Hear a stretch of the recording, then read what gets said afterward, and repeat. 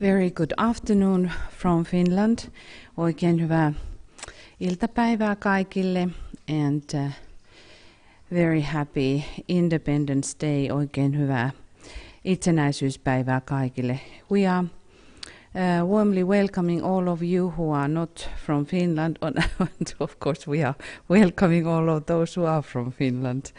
But this is Finnish Independence Day, so this time we are concentrating, of course, to our country. Toivotamme kaikki ulkopuoliset, jotka ei ole tästä maasta, tervetulleeksi, ja tietysti toivotamme kaikki te, jotka olette kotimaan kansalaisia. Tänään keskittäydymme Suomeen. But of course we try to think about the symbolism, what is to becoming an independent country, and in that sense it means all of those countries which are independent. We can have many similar things to contemplate too. Tietysti ajattelemme myös kansainvälisesti itsenäisyyttä ja kaikkia itsenäisiä maita, kun mietiskelemme myös omaa maatamme. So our country is very small. We have around 5 million people, and very soon actually our birth rate is going to be minus. So there are people dying more than are born, and that is one of our big problems, as it is those problems in in the Western world as well. Meidän ongelmamme tässä maassa on se, että meidän syntyvyytemme ihan pian muutaman vuoden päästä kääntyy laskuun ja siinä mielessä se on iso ongelma meille. So send good thoughts to Finnish young couples that they are starting to produce more little children. Lähetetään positiivisia ajatuksia meidän nuorille pareille, että he alkavat tuottaa enemmän lapsia. So in this broadcast we are going to go through some mythology as well. Tässä lähetyksessä käymme myös meidän Suomen mytologiaa läpi. But we are starting a new process, what I want to mention. Me aloitamme uuden prosessin, jonka haluan tässä mainita. Every Thursdays we are going to have 10 minutes silence in order to build up the coming year, 2019. In the end of the year, there's going to be so-called week, which is the week of the New Group of World Servers. And because upon that group is so much, we are supposed to have silence and support and give us more strength to this group, that it is able to carry forth the Dharma, what is in the plan of hierarchy. Me pidämme tuon hiljaisuuden auttaaksemme tätä ryhmää.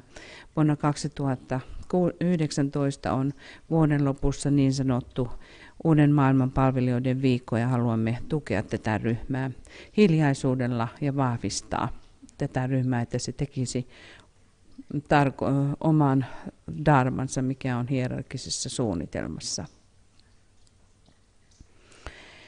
So we will have now this few minutes silence. We don't have this 10 minutes silence. We will just have this few minutes silence, and we gather in our hearts the thoughts of all working disciples who belong to this group. And we have to note that they are not only esotericists, they are from all kinds of human groups all around the world. Kerätkäämme nyt itseemme tukeva, rakastava ajatus sydämimme, jonka lähetämme tälle ryhmälle, Uuden maailman palvelijoiden ryhmälle ympäri planeettaa. Ja meidän täytyy huomata, että he eivät välttämättä ole esoteerikkoja, vaan heitä löytyy kaikista ihmisilmaisun ryhmistä. And let us have, let's say, 2 minutes silence. Ja pidämme nyt 2 minuutin hiljaisuuden.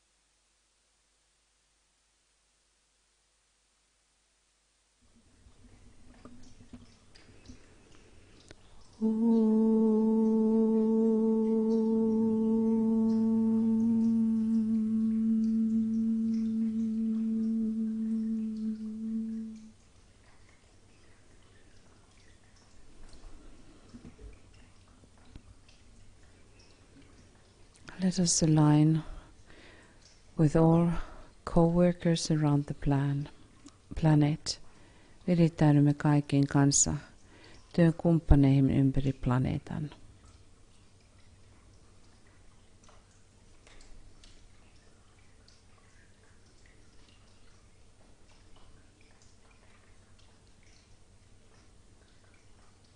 And if you have triangles, please align with your triangle members. Ja myöskin virittäydy kolmioryhmän jäseniisi, jos työskentelet kolmiossa.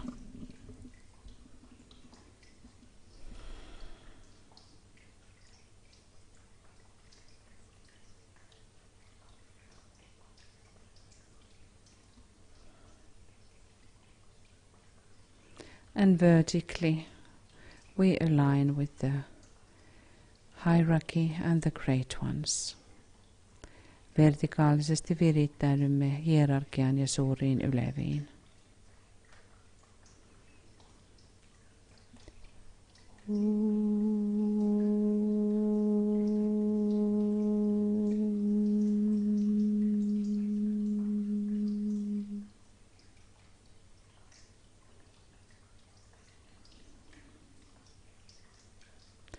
Salute all the 7 Johans.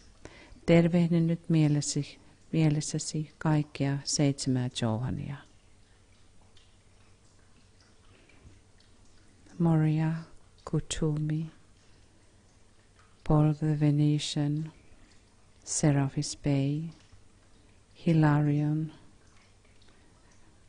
Jesus, and the unnamed 7th ray Johan.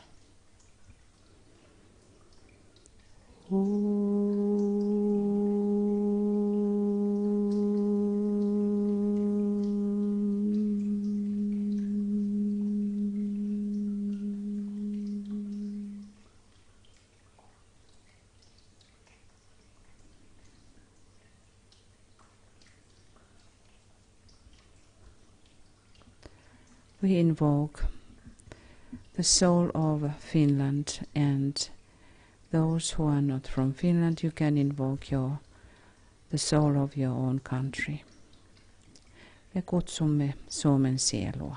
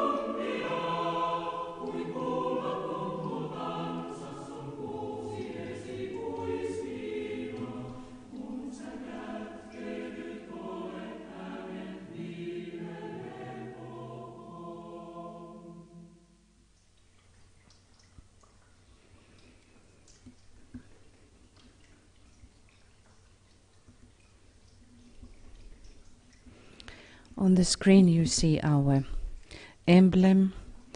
Näytöllä näette meidän vaakunamme. It is interesting that we have the lion in our emblem. On mielenkiintoista nähdä, että meillä on leijona meidän vaakunassamme.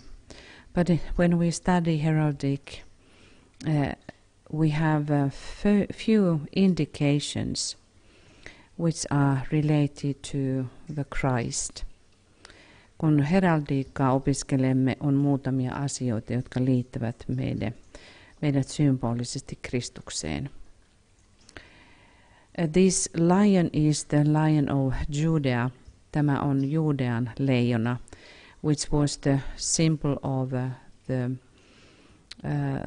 the group of David. Tämä Judean leijona on Daavidin suvun symboli. And that is the belief that the lion was traveling all around the world, and all of those who were taking that as a symbol that was indicating that they are related to this a group of people who are called the David's group. Ja sanottiin näin, että mihinkä tuo leijona vaelsi, niin se oli tällainen salainen merkki, joka liitti sen ryhmän sitten alkuperäiseen Daavidin sukuun tai Daavidin ryhmään. And of course, in heraldic, the lion is the symbol of the strength and nobility. Tietysti leijona kuvaa heraldiikassa voimaa ja jaloutta. And when we think about our nation, this quality and the values or soul values in that sense, the nobility and in one sense being royal in one's own inner nature is very common for us as an ideal. Ja tietysti meille tuo ideaalina on hyvin korkea, jossa arvostamme rehellisyyttä ja jaloutta. The angels are very much related to our country as well. We will talk about them a little bit later. Ja myöskin enkelit liittyvät hyvin voimallisesti meidän maahan. Me puhumme sitä hetken kuluttua.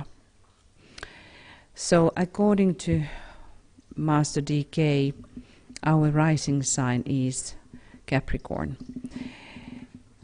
Mestari D.K.:n mukaan meidän nousumerkkimme on Kauris. And now we have to understand, I'm sure that some of Finnish people has that as a question mark because everyone, almost everyone knows about the chart which is done from the Declaration of Independence.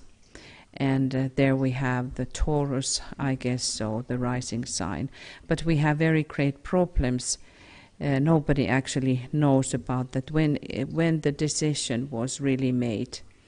Meillä on, kun etsimme tämän maan astrologisia faktoja, niin meillä on vaikeuksia, sillä kukaan ei näytä tietävän, että milloinka nämä päätökset on todellakin tehty, milloinka meidän maamme on syntynyt. There is 2 days delay in all of this, what was happening and what was what kind of turns was taken before 1917 it was then officially declared. 2 päivän viive oli tapahtunut näissä asiakirjojen käsittelyssä ja nähtävästi niiden allekirjoittamisessa ja sitten 2017 tuo allekirjoitettiin 6. päivä joulukuuta. So the day came the 6th of December. And in that sense we are under the Sagittarius sun. Me olemme sen tähden jousimiehen auringon alla. But according to D.K., which seems to be the more real chart of our nation, we have Aries personality and Capricorn rising. Mestari D.K.:n mukaisesti kuitenkin, joka varmasti on todellisempi kartta meidän kansastamme, on, että jousimies, Oinas on meidän persoonamerkkimme ja sitten kauris nousumerkki. When we think about the Capricorn, it is bringing always hardships, and every Finnish person knows that is really true for us. It brings a lot of tests, and that is also something what we can see. We have had to sacrifice. Olemme joutuneet uhrautumaan, mikä on kaikille todellisuutta. And even nowadays, there are many things what our government is demanding from the nation, and many of us are furiously criticizing that. But if only we would know in the average level that this is because we have these demanding energies of Capricorn, which is disciplining us and which is shaping us into the more fitting mode for the soul of Finland. Olisi todella upeaa, jos kaikki ihmiset ymmärtäisivät tai tietäisivät näistä energioista, koska kauris meitä muokkaa jatkuvalla syötöllä parempaan sopivuuteen sielulle. So we can never escape that. However we would fight against it, Capricorn will win and Saturn will win, and we are put on our knees. Saturnus voittaa meidät aina, Kauris voittaa meidät aina, ja me tulemme aina laskeutumaan polvillemme. Capricorn is the sign of humility, and we have to learn to be humble before the Christ can accept us. Ja meidän täytyy oppia olemaan nöyriä ennen kuin Kristus voi meidät hyväksyä. And another sign of Christ is our flag. We will see that a little bit later on. And this interesting connection between the lion and the Capricorn, it is in mythology it is indicated by the unicorn and the lion, which you see also in many emblems in the world. Ja tuo yhteys on yksisarvisen ja leijonan välillä, joka on todella mielenkiintoinen, ja sekin näkyy monissa vaakunoissa ympäri planeetan. But let us now align with these Capricorn energies, and on that side when you have gained strength. Ja siihen kohtaan, kun olet jo voittanut voimaa itsellesi. We are looking this inner joy, what is coming when we have gone through the lessons of Saturn. Me katsomme sisäiseen iloon ja onnellisuuteen, kun olemme menneet läpi Saturnuksen testejä.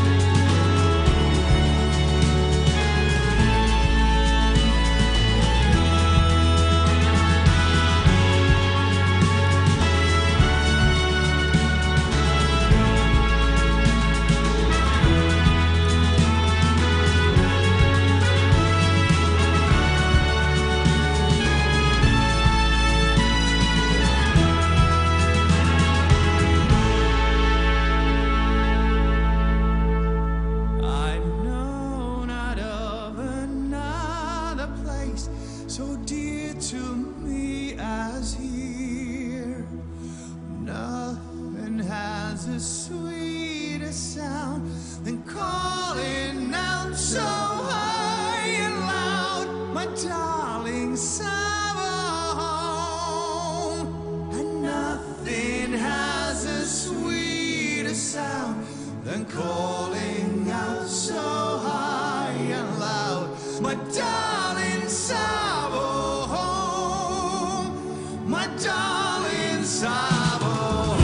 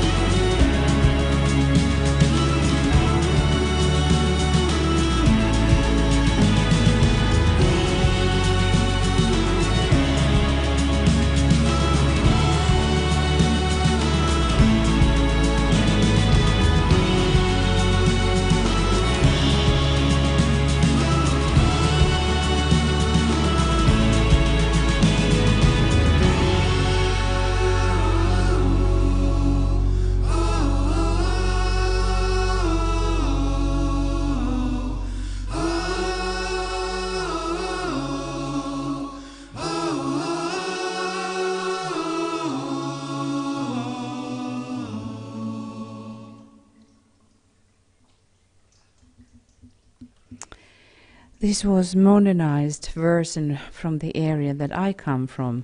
It's called Savo, and it was the Savo's county song.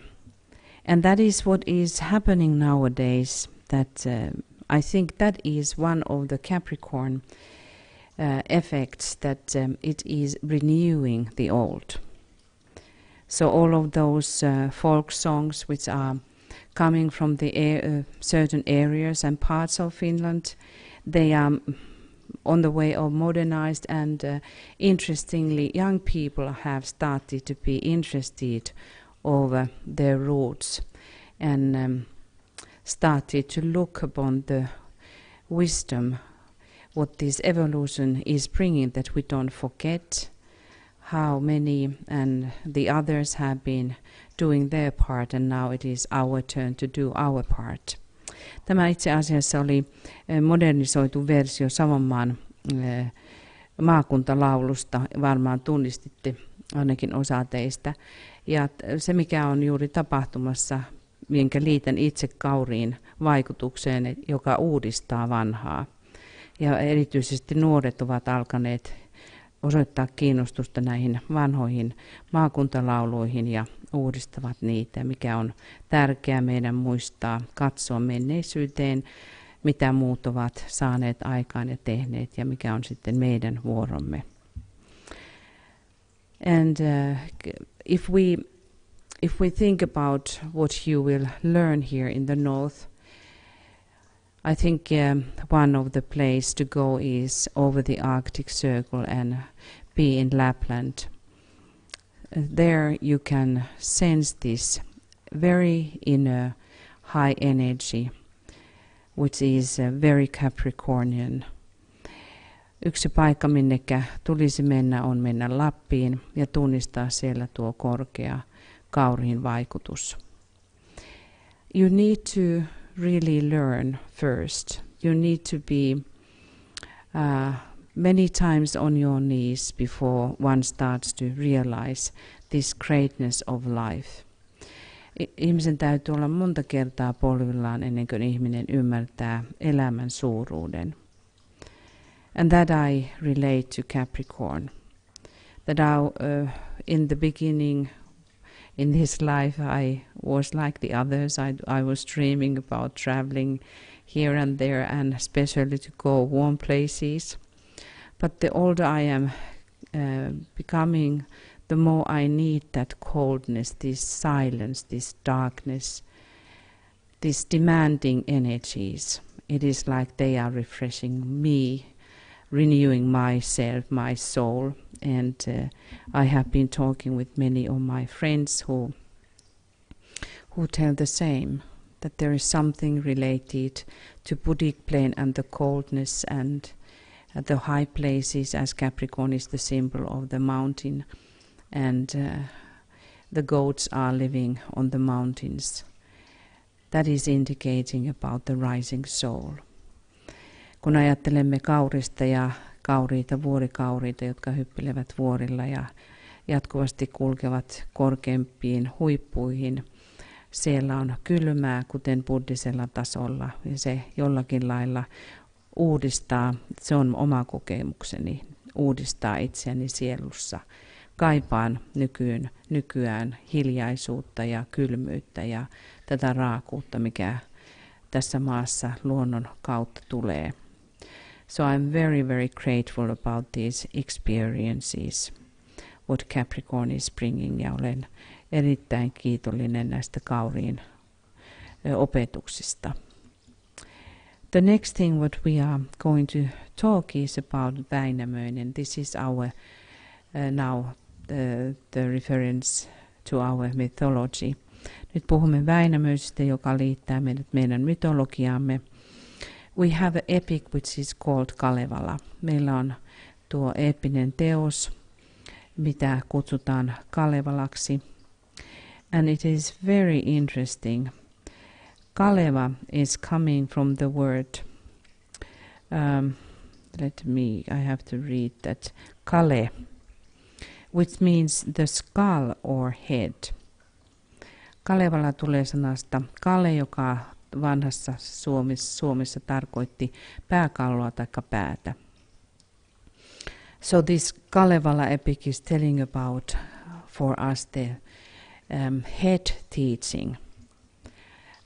Kalevala opettaa meille pääopetusta. We can understand this head in many ways. It can mean like leading, teaching, but it is something what is risen to your head. Voimme ajatella tuota päätä johtavana, mutta myös siten, että se on kohonnut jo pääkeskukseen. Also skull is in all traditions looked at the home of the soul. Ja kalloa pidetään sielun kotina. So this is hinting us about the teaching of the soul. Tämä kertoo meille sieluopetuksesta.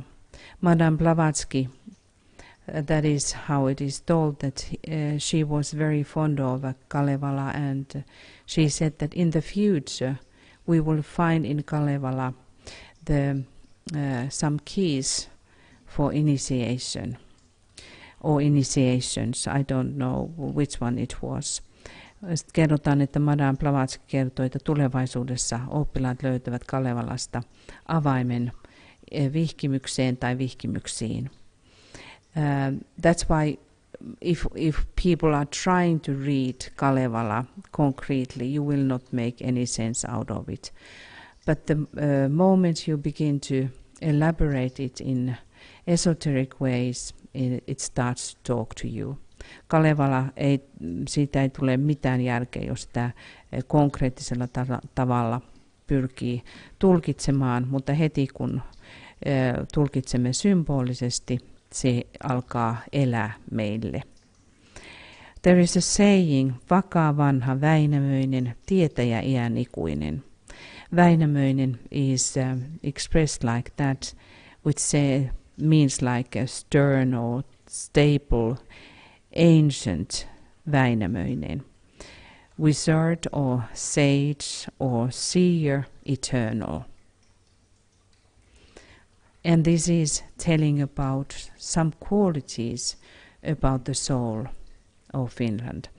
Ja tämä kertoo meille vakaa vanha Väinämöinen, tietäjä iän ikuinen, jotakin meidän sielustamme. Also the name Väinämöinen is coming from the word Väinä, which means the spring or the place, I don't know the name in English, but when you think that like a peninsula kind of formation in the lake, and which is quiet and still, we have a particular name for that, Suvanto, and it can be also in the middle of the lake. It's the peace place in the seas or waters. Tuo suvanto on hiljainen kohta vedessä ja merissä. So from that comes Väinämöinen. Ja tästä tulee Väinämöinen. He is also a poet and he is incantating and bringing forth all kinds of sounds and mantras. He creates also the worlds. And this is the sign of Väinämöinen, which is called the sign of the hands of the poet. Tätä symbolia kutsutaan Väinämöisen symboliksi, runoilijan käsien symboliksi tai merkiksi. It's the union between the higher and the lower, masculine and feminine. It's a certain kind of knot, and these knots are very important when we think about symbolism, spiritual symbolism, and how the soul works. Ja nämä symbolit, kaikenlaiset solmut ovat tärkeitä. Tämä on eräänlainen solmu. I would like to talk more about that, but I have to now go forward. Olisi vielä paljon sanottavaa noista, mutta mennään eteenpäin. In one place, Väinämöinen is leaving his people.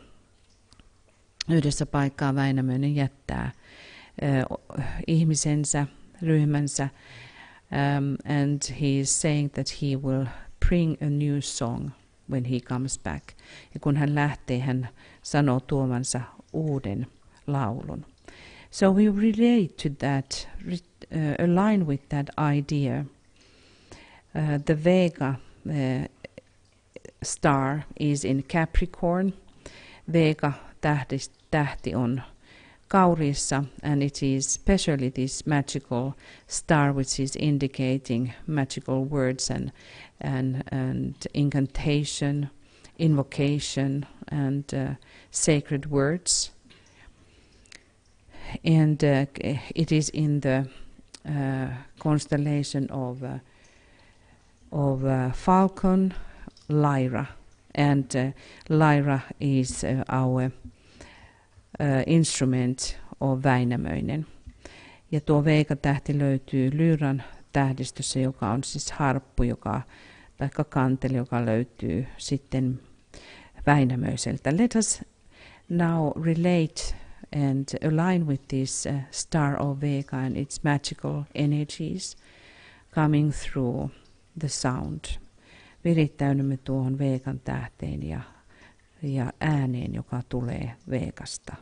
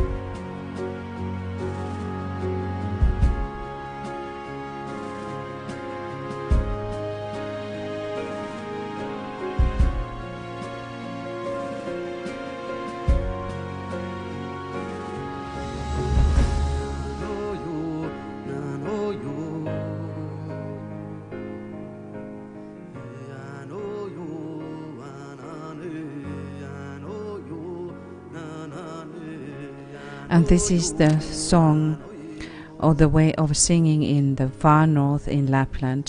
Nyt kuulemme joikua, kuten ymmärrättekin, kaukaa Lapista.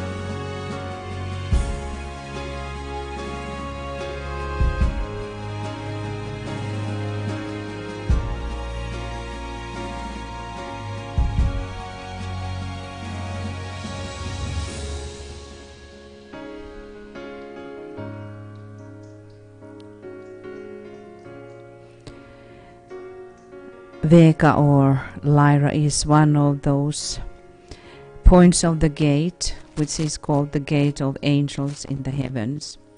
Vega tai Lyra on yksi niistä porteista tai portin pisteistä, jotka muodostavat enkelten portin taivaissa.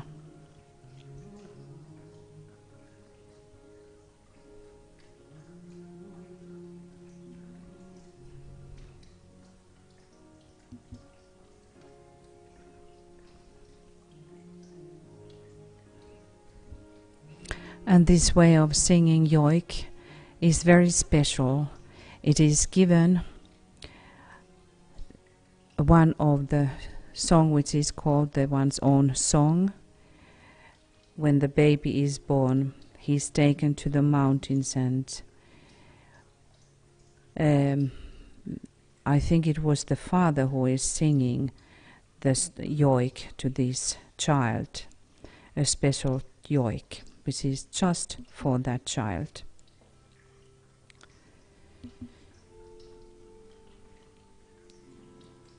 Eli Lapissa lauletaan erityisjoiku lapselle, se viedään tunturiin ja lauletaan tuo joiku. But now you are listening this harp or Väinämöinen. Nyt kuulemme kanteletta. So align with this particular instrument,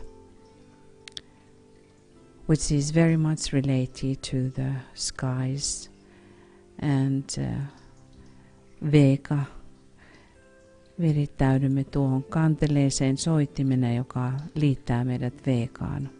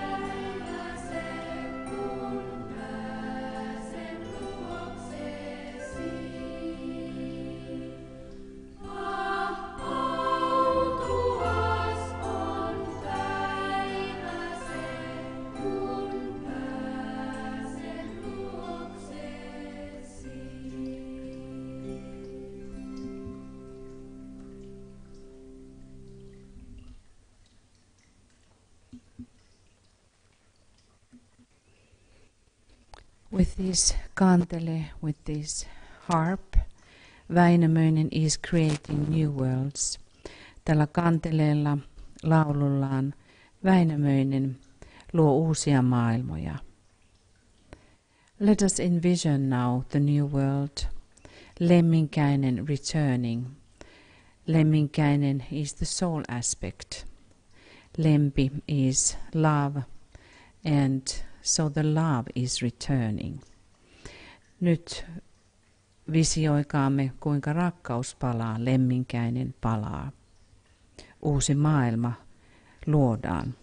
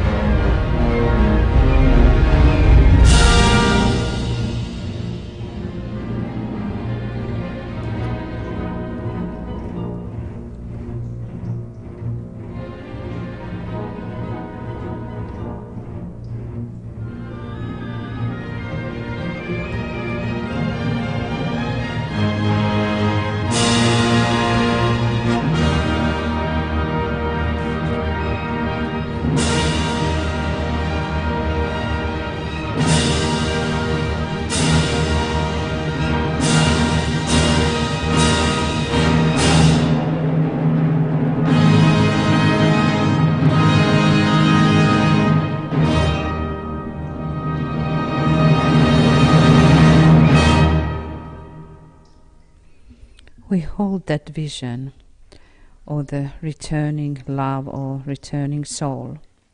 Ylläpidämme tuota visiota palavasta rakkaudesta sielusta. When we think about our period now, last year we were celebrating 100 years independence, and this year it is 101 years.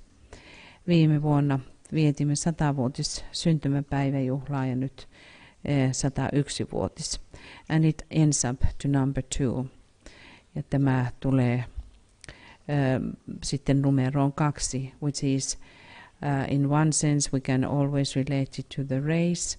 Aina voimme liittää sieluun tai säteisiin, rakkaussäteeseen. But also it is indicating that now the other has been appearing, and this other can be also like the counterforce. Kun 2 tulee, niin silloin se toinen on ilmaantunut ja se voi liittyä myös vastavoimiin. That's why we have to keep our center. Sen tähden meidän tulee aina pitää tuo keskuksemme. And let us now invoke the blessings for the coming year. Ja nyt kutsumme siunausta tulevalle vuodelle.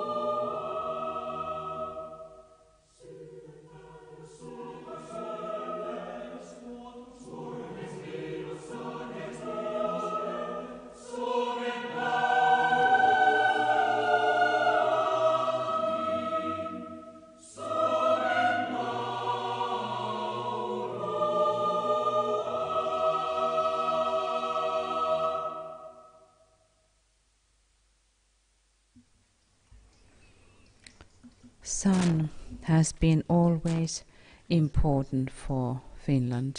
Aurinko on aina ollut tärkeä meille suomalaisille. In Kalevala tradition it is really the source of life. Kalevalaisessa traditiossa aurinko on elämän keskus. And all the wizards, the seers, those wise ones, the sages were going towards the north, where was the very important test. But in the north was the eternal day, the land of eternal day. Sanottiin, että pohjoisessa on ikuisen auringon päivä tai maa, jonne kaikki viisaat ja tietäjät pyrkivät. Ja siellä pohjoisessa oli suuret testit. So we will now send the blessing to all around the world. Nyt lähetämme siunauksen kaikkialle maailmaan.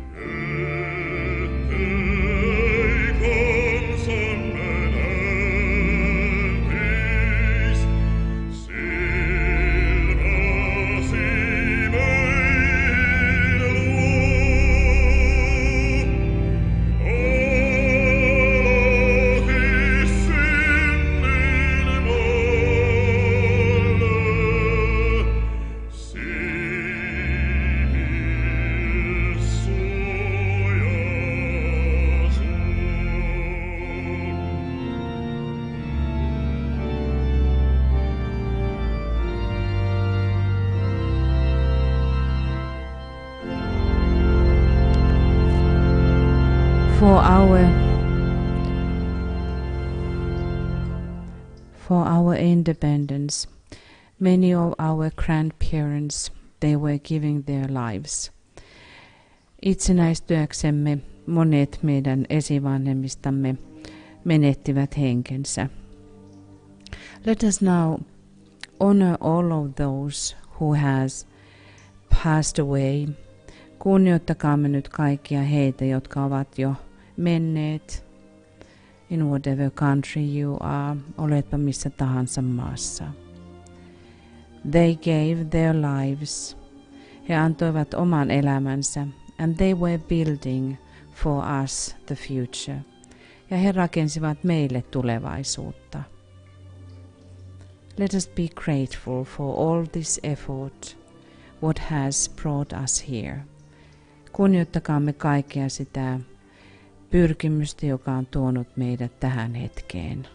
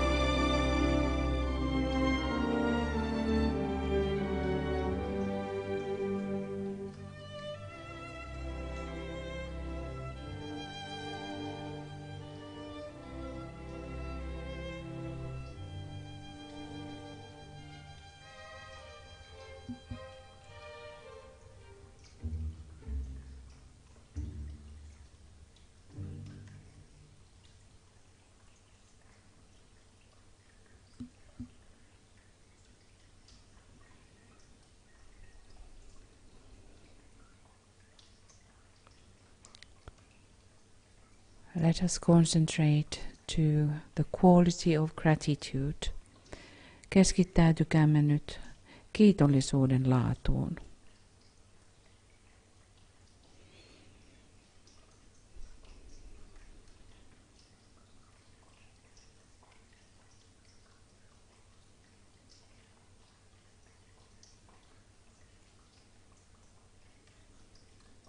When we have Independence Day, this is what we should cultivate, the gratitude.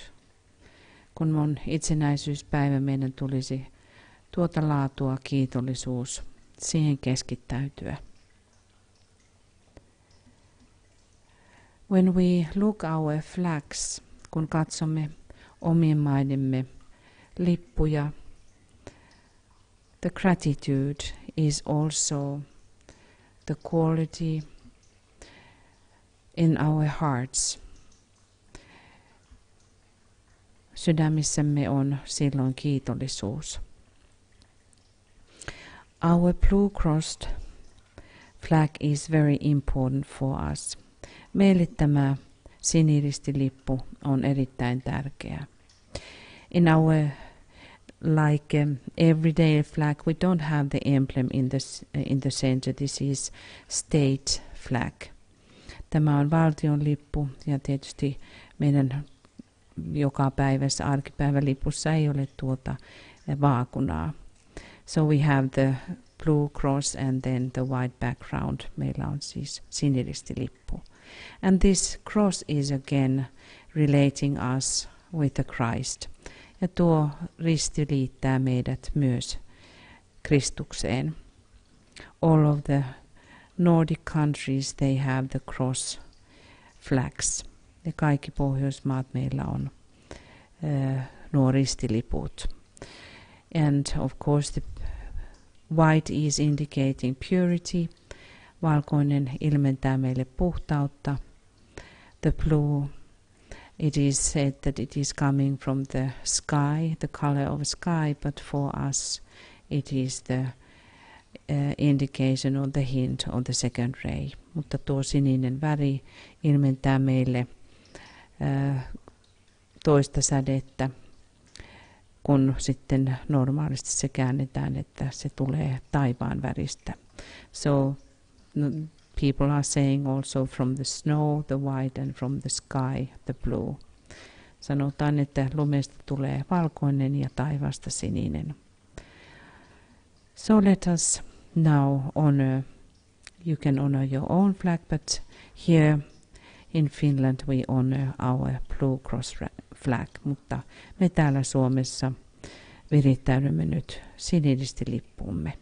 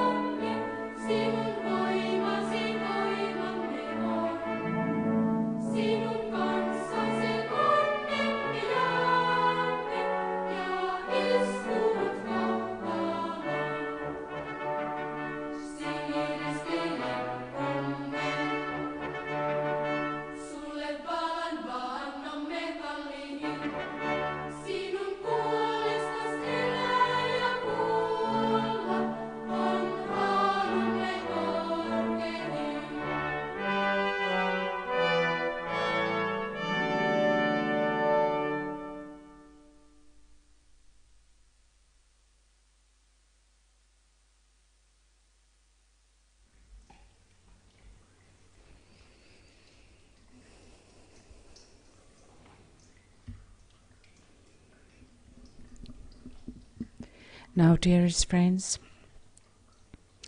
Finland is now preparing to light the candles on the window shelves. Nyt Suomessa valmistaudutaan laittamaan, sytyttämään kynttilät. Our tradition is to light 2 candles, and I will tell after this moment of lighting the candle what it was indicating.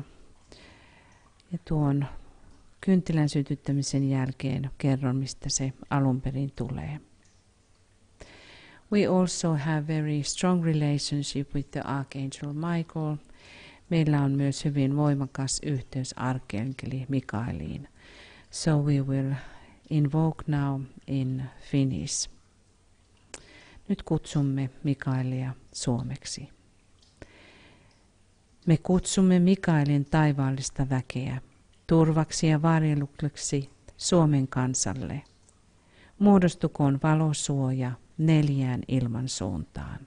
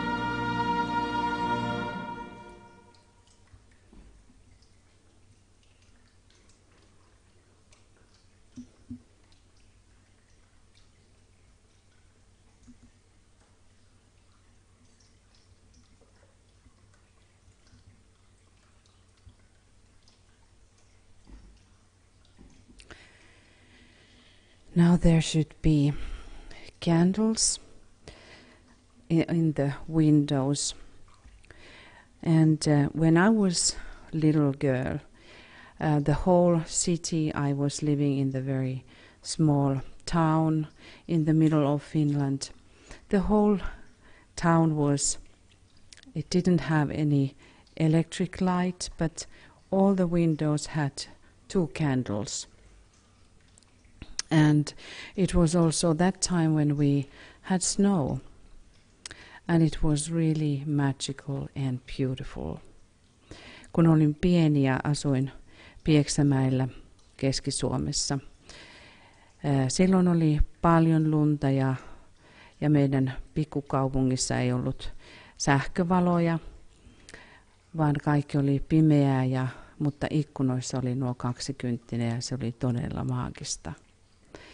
It has this tradition is or has faded away because in the cities you have so much light that many people, young people, first of all they don't remember from where this is coming, this tradition, but of course it is not seen in that sense, but still you can see quite a lot when you are driving on the streets. You can see those 2 candles.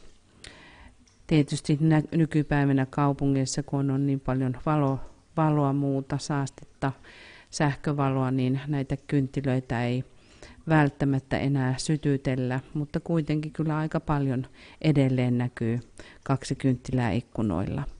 And this was coming that these 2 candles were during the war, they were sign that this house was welcoming certain people.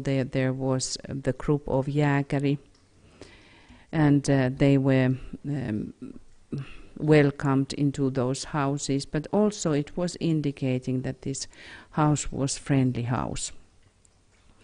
Kun nuo kynttilät sytytettiin, ne olivat jääkäreille erityisesti merkkejä, että tuo talo oli ystävällinen talo, mutta se merkitsi muutenkin, että talo oli ystävällinen. So now when we have these signs, we can give a new indication to this symbolism, that it is the sign for that we are friendly for the soul and we are friendly for Christ. Me voimme antaa uuden merkityksen näille kynttilöille, että me olemme ystävällisiä ylipäätänsä muille, mutta myös, että me olemme Kristukselle ystävällisiä. Me olemme sielulle ystävällisiä. We welcome the soul, we welcome the Christ spirit in our houses, in our homes. Me toivotamme taloihimme Kristuksen tervetulleeksi, meidän koteihimme Kristuksen tervetulleeksi. So let us, in that sense, all gather at his feet in his name. Ja juuri siksi kokoontukaamme nyt hänen jalkojensa juureen ja hänen nimessään. And we will say, I'm sorry now it is only in Finnish, but let us say together, we have gathered in your name, Lord Maitreya, be with us. Me olemme kokoontuneet sinun nimesi, Herra Maitreya, ole läsnä meissä.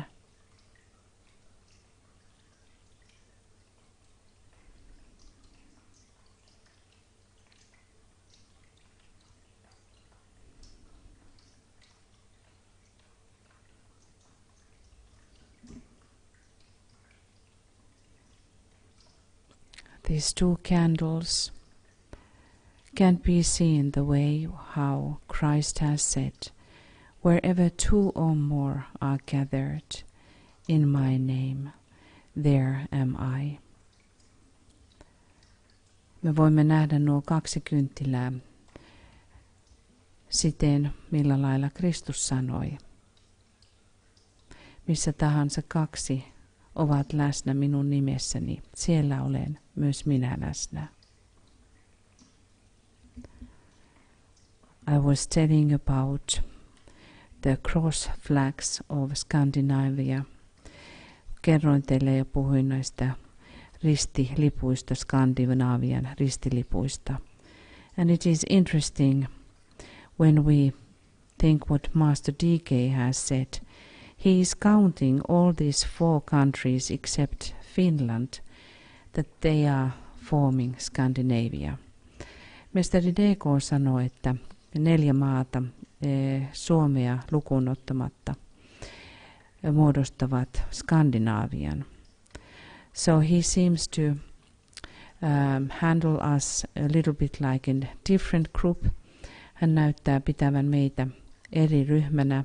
But in our psyche, if you talk with Finnish people, every Finnish people have in their psyche that they belong to Scandinavia with other 4 countries. Mutta me suomalaiset pidämme itseämme skandinaaveina. We can think that it's like our body, the genes are somehow indicating that we are Slavic. Kun seuraamme meidän kehoamme, se näyttää olevan slaavinen, but our psyche is Scandinavic. Mutta meidän psyykkeemme on skandinaavinen. And our bloods are relating us, believe it or not, but with the American Indians. Mutta meidän veremme taas vie meidät Amerikan intiaaneihin. We have a lot blood O. Meillä on paljon O-verta, and that is also the Indian blood, Native American Indian blood.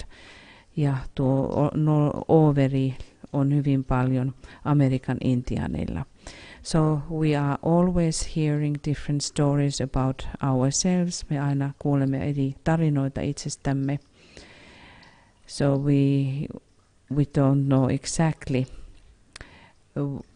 where we are coming, from where we are coming. Emme oikeastaan tiedä, mistä olemme tulossa. But it is very strong our Kalevala tradition.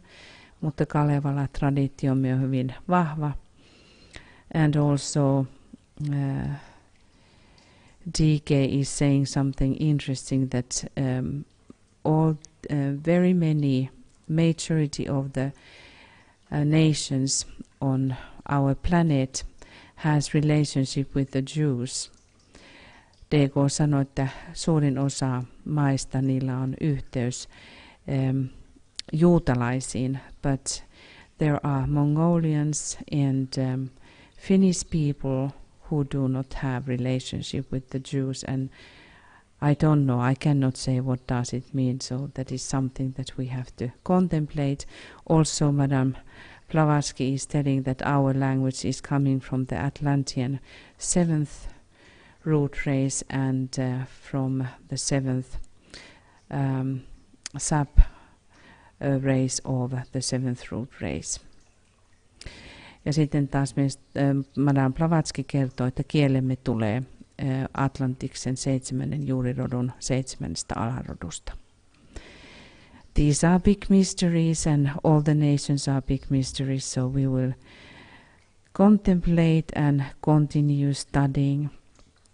But now I am inviting us still to stand together as a sign of victory of Christ. Nyt pyydän meitä kaikkia seisomaan yhdessä merkiksi Kristuksen voitolle. All of these crosses in the flags and whatever sign of the Christ you have in your countries.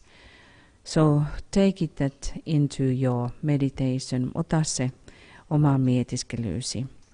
And let us have this image, these 2 candles on the window, indicating that we are standing with the Christ. Ja nähkäämme nuo 2 kynttilää ikkunalaudalle merkkinä siitä, että me seisomme Kristuksessa.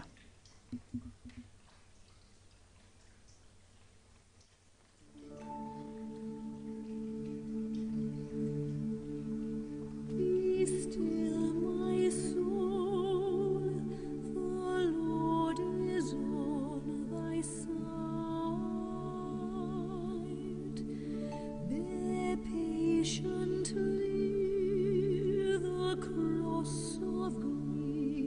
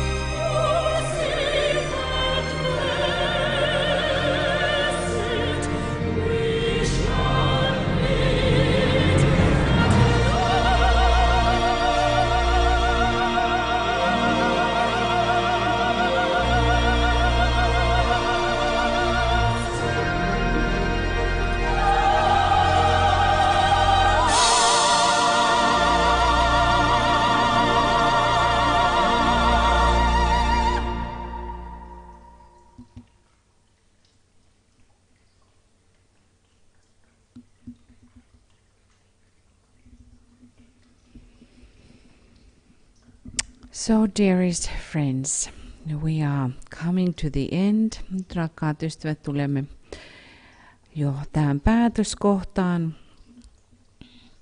We are celebrating here today our independence, and in our president's castle there is going to be big ball, the traditional ball. Presidentin linnassa on tanssiaiset. En tiedä, onko ne nyt jo alkaneet. And then we are going to have very short reappearance of the Christ alignment, not the long version at all, because we have this Independence Day. Meillä on vielä ASK-projektissa ihan lyhykäinen Kristusmietiskely, erilainen kuin normaalisti. And then tomorrow we have 2 webinars starting already 6 a.m. and that is triangle work. And then 6 p.m. we have the clamor work. Ja huomenna aloitamme jo kello 8 aamulla kolmiotyöskentelyllä ja sitten kello 20, mikä liittyy tuon harhojen hävittämiseen. And we will then tell you more about this coming weekend, and then next Monday and Tuesday we have long meditations because of the election which is going on in the Great Britain. Ja jatkamme ja annamme lisää informaatiota teille, mitä sitten viikonloppuna ja maanantaina ja tiistaina tapahtuu Isossa Britanniassa. But now we will end into the slideshow. Me lopetamme tuollaiseen pieneen katselmukseen, and by that we will give our gratitude and our heart to all of you, the soul of Finland heart to all of you. Lähetämme kaikki suomalaiset meidän sielusydämemme maailmaan. And may our strength be your strength, ja olkoon meidän voimamme teidän voimanne. Lots of love and blessings to everybody. Kaikille paljon rakkautta ja siunausta. The most wonderful 101 birthdays of Finland. Ja mitä parhainta 101 vuotissyntymäpäivää kaikille.